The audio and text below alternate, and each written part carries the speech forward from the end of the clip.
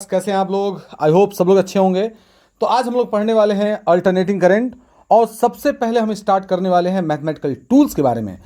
और हो सकता है कि एक दो लेक्चर आपका जो भी टॉपिक पढ़ाऊं मैं वो इस साल या नेक्स्ट ईयर इससे कोई भी क्वेश्चन ना आए, लेकिन इससे जो प्रीवियस ईयर इससे रिलेटेड जो क्वेश्चन आया था मैक्सिमम बच्चे उसको टच ही नहीं कर पाए थे। तो आइए उस टॉपिक के लिए कॉन्सेप्ट को हम बिल्डअप करते हैं। सबसे पहले मैथमेटिकल टूल्स। साइन थीटा का इंटीग्रेशन, साइन थीटा का इंटीग्रेशन होता है आपका माइनस कॉस थीटा। बच्चे बहुत कंफ्यूज होते हैं कि साइन का प्लस कॉस होगा माइनस कॉस होगा, तो याद रखिएगा साइन का माइनस कॉस होता है और कॉस थीटा का होता है इंटीग्रेशन साइन थीटा होता है। बहुत छोटी छोटी बातें हम लोग ध्यान रखेंगे। साइन थीटा, चलिए नेक्स्ट। अच्छा, अगर ये साइन ओमेगा टी हो जाए, sine omega t d T, तो याद रखिएगा कि ओमेगा अगर ये डिफरेंशिएशन होता तो ओमेगा आगे चला आता और इंटीग्रेशन में ओमेगा अपॉन में चलाएगा, यानी जो टी का प्रोडक्ट होगा डिफरेंशिएशन में सामने आ जाता है और इंटीग्रेशन में अपॉन में आ जाता है। तो साइन का होगा माइनस कॉस ओमेगा टी। जैसा कि हमने बोला टी का प्रोडक्ट डिफरेंशिएशन में सामने और इंटीग्रेशन में अपॉन में आ जाएगा, तो यहां पर हो जाएगा ओमेगा। ओके, नेक्स्ट जल्दी करते हैं। Sign to theta D theta, sign to theta की वैल्यू क्या हो जाएगी सर? साइन का माइनस होगा, माइनस कॉस टू थीटा। जैसा कि आप जानते हैं कि टू थीटा है तो टू अपॉन में आ जाएगा। ठीक, चले आगे बढ़ते हैं। अगर ये सीख लिए तो ये और आसान है सर। ये तो बहुत आसान है सर, ये कॉस है तो ये होने वाला है आपका sine theta, sorry sine to theta. भाई गलत हो गया, चलो सही करते हैं इसको, sign to theta by two. Okay, चलिए नेक्स्ट। अब आते हैं कॉस ओमेगा टी और डी टी। भाई सब में प्लस सी लगा लेना अंडरस्टूड बना के, ठीक। कॉस ओमेगा टी का डिफरेंशिएशन होता है साइन ओमेगा टी और ओमेगा क्या कर लेंगे हम लोग? अपॉन में कर लेंगे। ओके, चलिए नेक्स्ट चलते हैं। सर साइन जीरो की वैल्यू क्या होती है? सर जीरो होता है। साइन टू पाई की वैल्यू कितनी होती है? सर जीरो होता है। साइन फोर पाई की वैल्यू कितनी होती है? सर जीरो होता है। साइन सिक्स पाई की वैल्यू कितनी होती है? सर जीरो होता है। साइन एट पाई की वैल्यू कितनी होती है? सर जीरो होता है। इसका मतलब ये है कि जो साइन का जो इवन मल्टीपल ऑफ पाई है, साइन का जो इवन मल्टीपल ऑफ पाई है उसकी वैल्यू जीरो होती है और जीरो की वैल्यू जीरो होती है। ठीक है, आई होप आप लोगों को समझ में आ गया होगा। नेक्स्ट, कॉस जीरो की वैल्यू होती है वन, कॉस पाई की वैल्यू होती है sir minus one, cos two pi की वैल्यू होती है वन, कॉस थ्री पाई की वैल्यू कितनी होती है sir minus one, cos four pi की वैल्यू कितनी होती है वन। एक बात तो क्लियर हो गया कि जब जब कॉस का मल्टीपल इवन होगा तो उसकी वैल्यू वन आएगी, यानी इवन मल्टीपल, जो इवन मल्टीपल होगा उसकी वैल्यू हो जाएगी वन, और जो ऑड मल्टीपल होगा, ऑड मल्टीपल होगा उसकी वैल्यू हो जाएगी माइनस वन। ओके, चलिए आई होप आप लोग क्लियर हो गया होगा। इसी से धीरे धीरे आगे चलते हैं। एक फॉर्मूला बहुत फेमस है sir, cos two theta. Cos two theta का फॉर्मूला होता है cos square theta minus sign square theta. एक और फॉर्मूला है इससे रिलेटेड, एक और फॉर्मूला इससे रिलेटेड। चलिए भाई पार्टीशन बना देते हैं क्योंकि हम अलग अलग इस पर डिस्कशन करेंगे। एक फॉर्मूला होता है cos two theta equals to two cos square theta. Sir हम यहाँ से, sorry two cos square theta minus one, यहाँ से मैं कॉस स्क्वायर थीटा क्या लिख सकता हूँ? तो यहाँ से मैं लिख सकता हूँ sir two cos square theta equals to हो जाने वाला है one plus cos two theta. बहुत ध्यान से देखते जाइए, ये सब बातें टूल्स की हैं और ये चीज़ें क्लियर होंगी तो आप और अच्छे से फिजिक्स कर सकते हैं। यही चैप्टर में नहीं, मैक्सिमम चैप्टर में। इसको टू इधर ले आएंगे तो one by two plus cos two theta होता है बाई टू। ओके, जब कॉस स्क्वायर थीटा की बारी आएगी तो one by two plus cos two theta by two.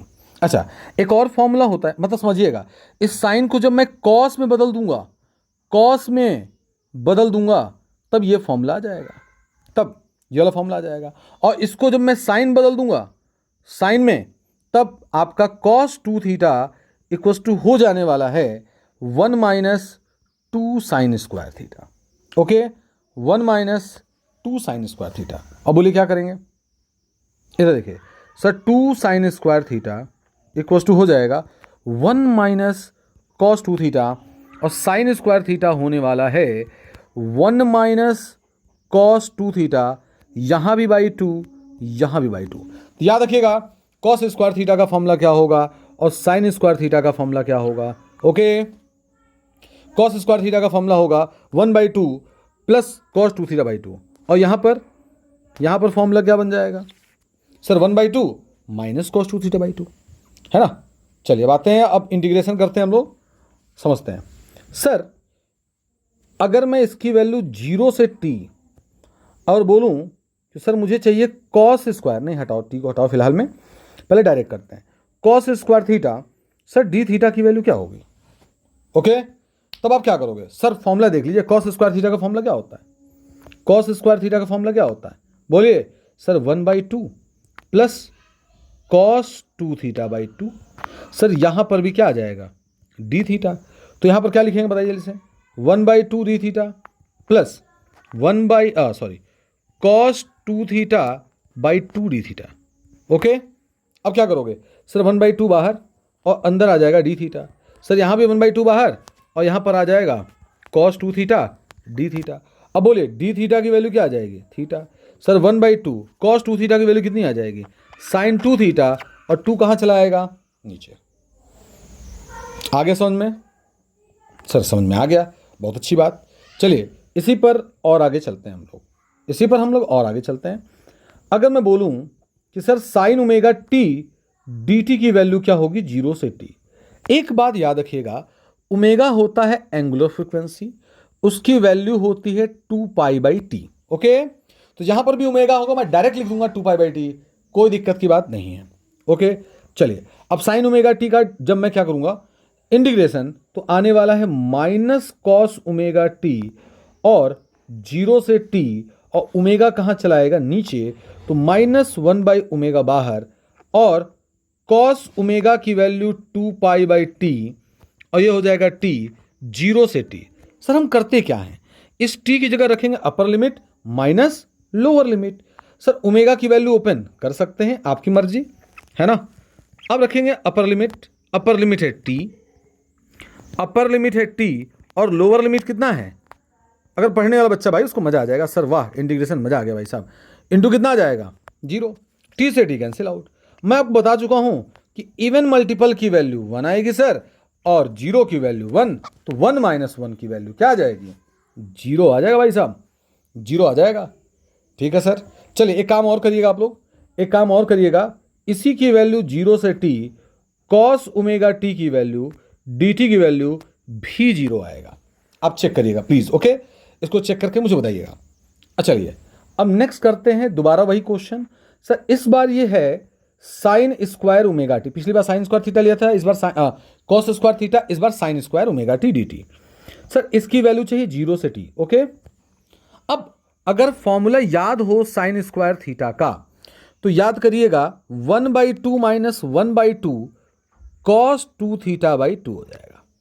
तो यही रख लीजिए सर, बहुत आसान हो जाएगा, रख लेते हैं सर 0 से t 1/2 minus cos 2 theta by कितना हो जाएगा 4, और ये हो जाने वाला है डी थीटा।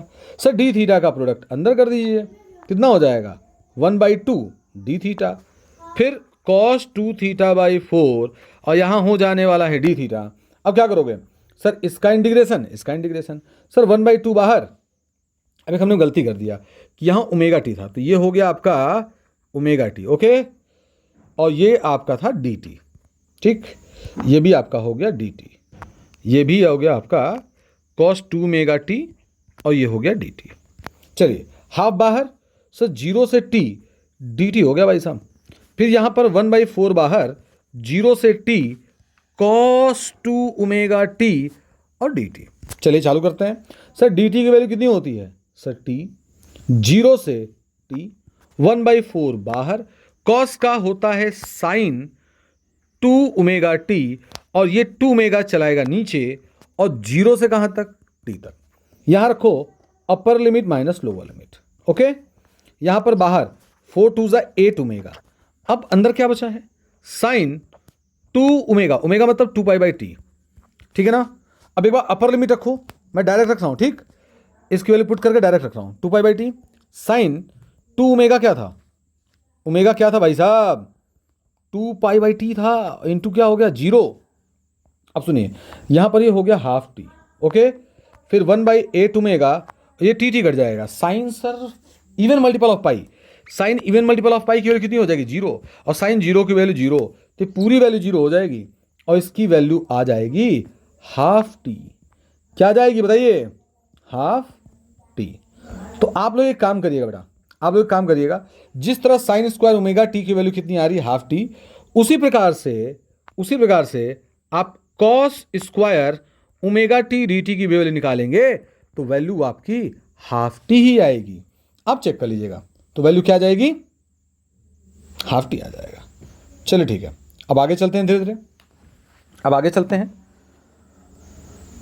अगर आपको इसका पीडीएफ चाहिए होगा तो इस नंबर पे आप व्हाट्सएप करिएगा, आपको इसका पीडीएफ मिल जाएगा 7607817234।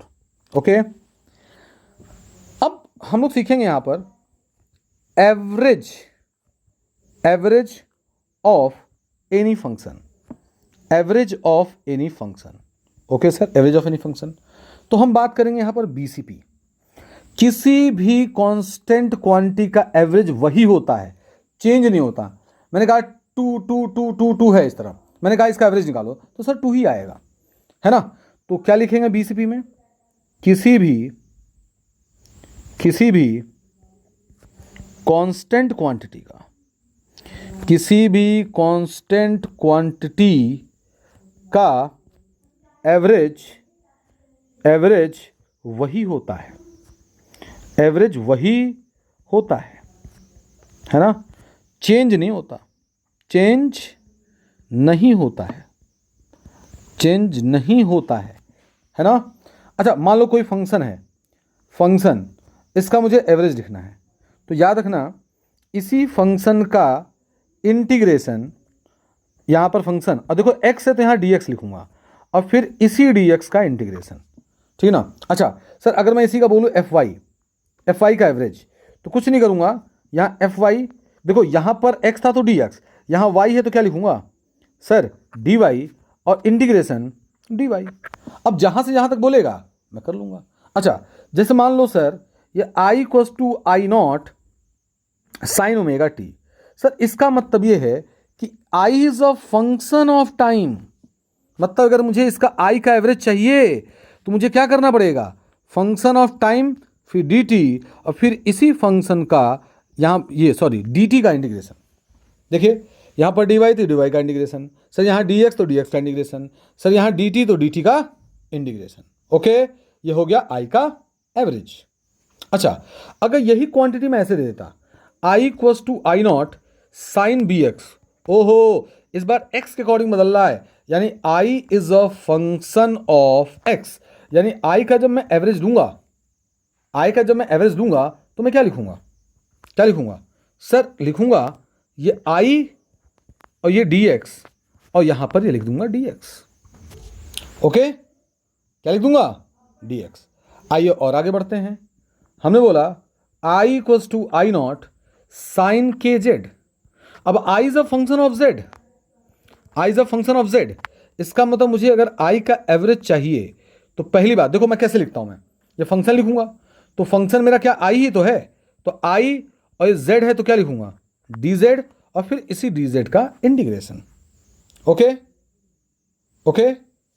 अच्छा, अब आगे सुनिए, मैंने बोला फॉर डिस्क्रीट वैल्यू, अगर मैं कोई डिस्क्रीट वैल्यू आपको दे दूं, कोई डिस्क्रीट वैल्यू अगर x1 है, x2 है, x3 है, तो इसका जो आपका एवरेज निकालना होता है x1 + x2 + x3/3। और अगर मैं किसी कांस्टेंट, मतलब मैंने बोला i = 4 एम्पियर, इसका एवरेज निकालो, तो बेटा ये कांस्टेंट है तो इसका एवरेज भी क्या आएगा 4 ही आएगा।